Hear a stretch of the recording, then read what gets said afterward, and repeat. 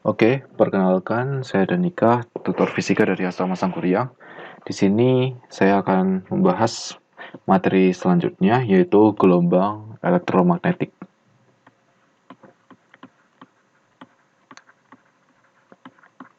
Gelombang EM.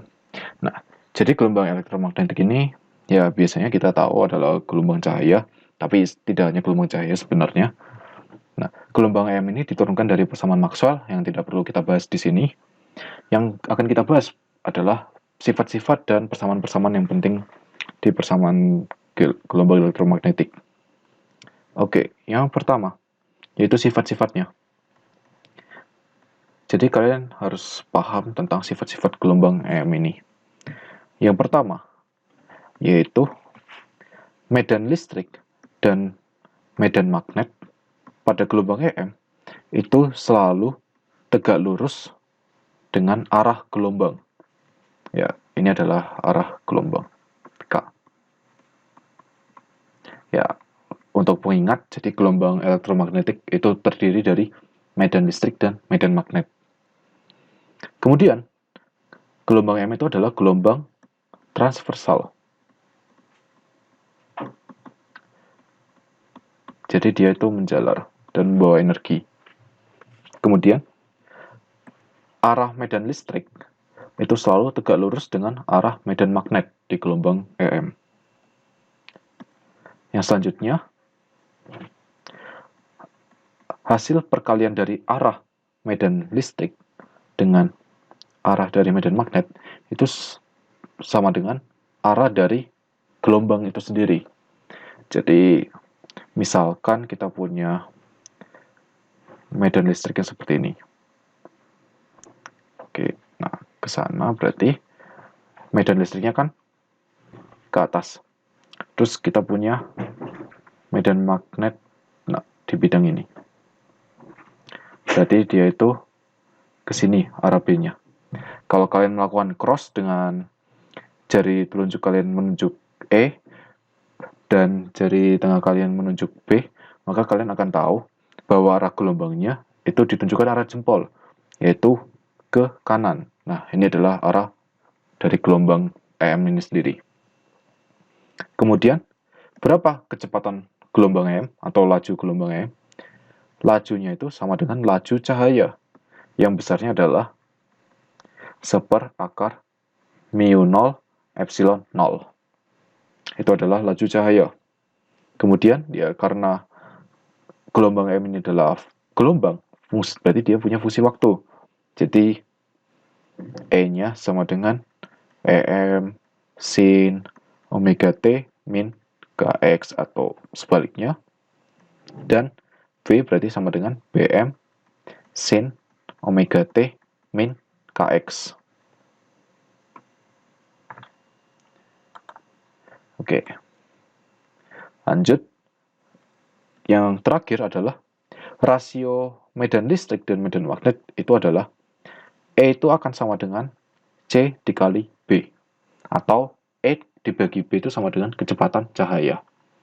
Itu adalah sifat-sifat gelombang M yang harus kalian pahami terlebih dahulu.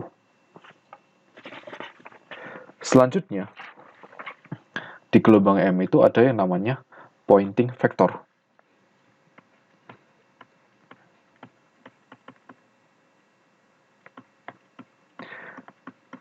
Pointing vector. Nah, pointing vector ini apa sebenarnya?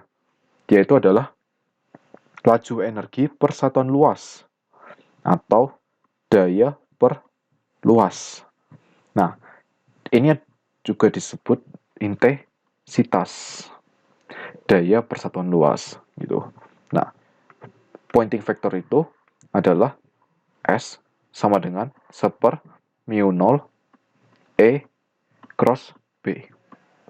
Jadi arahnya itu searah dengan arah gelombang EM. Kemudian bagaimana dengan besarnya? Jadi besar vektor S ini sama dengan, karena kita tahu E itu selalu tegak lurus dengan B, maka S-nya itu sama dengan 1/mu0 E dikali B.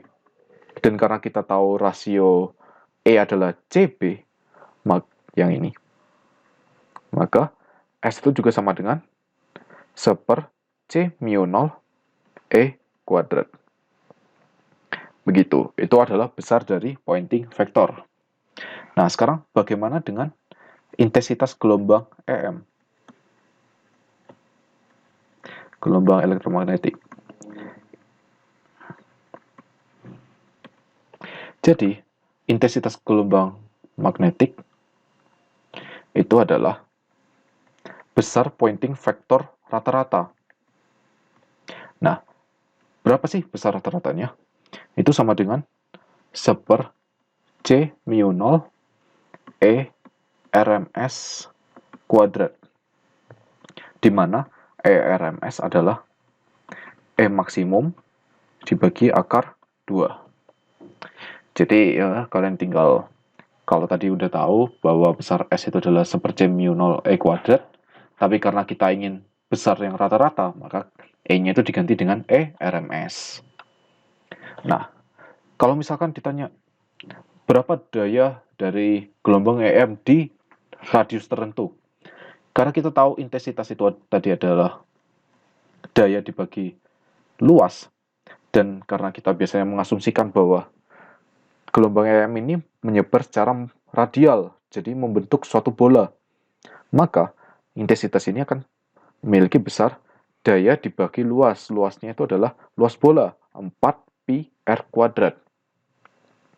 Ya, ini akan juga sama dengan S average, sehingga kalian bisa dapat, misalkan dayanya berapa, P itu sama dengan S average dikali 4pi R kuadrat.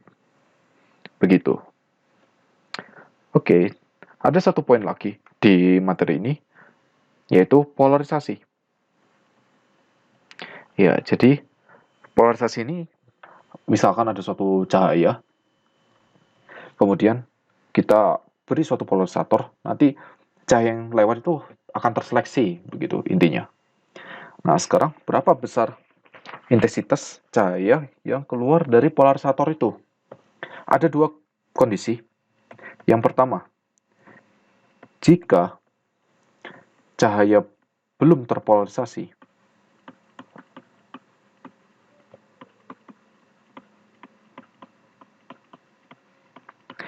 kemudian dia itu masuk ke polarisator,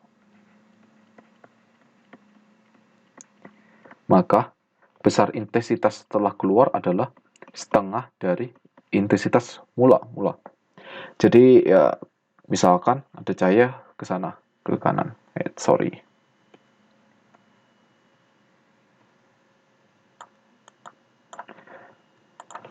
Ya, jadi cahayanya ke kanan. Kemudian ada suatu polarisator. Oke, nah lubangnya di sini. Nah, cahayanya kalau belum terpolarisasi, dia itu ada di semua arah. Jadi ya, banyak banget arah cahayanya itu.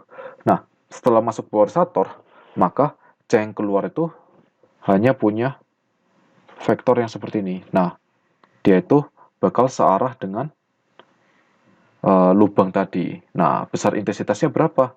Ya, yang setengah I0 ini. Gitu. Nah, bagaimana jika cahayanya sudah terpolarisasi? Jika cahaya sudah terpolarisasi, maka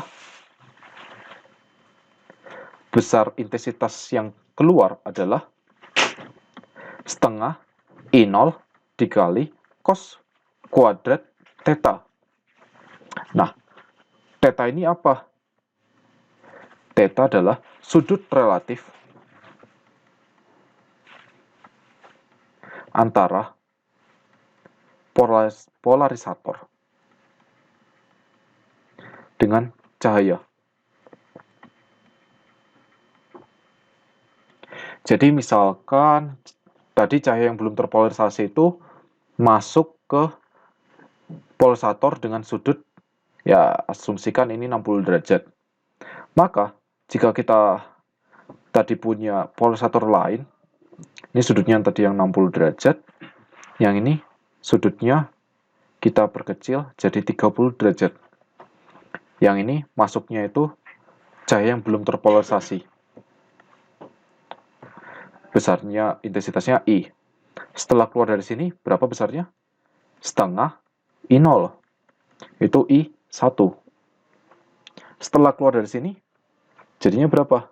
I2 sama dengan setengah I1 dikali cos kuadrat theta. I1-nya itu sama dengan setengah I0. Theta-nya berapa? Sudut relatifnya. Karena di sini datangnya dengan sudut 60 derajat, kemudian dia akan masuk dengan sudut 30 derajat, maka theta-nya adalah 60 derajat dikurangi 30 derajat, sehingga theta-nya sama dengan 30 derajat. Jadi kalian harus perhatikan juga sudut relatif antara setiap polarisator. Dan apakah cahayanya mula-mula itu sudah terpolarisasi atau belum. Oke, terima kasih. Semoga materi ini bisa bermanfaat. Jika ada yang ingin ditanyakan, silakan tanyakan ke akademik. Terima kasih.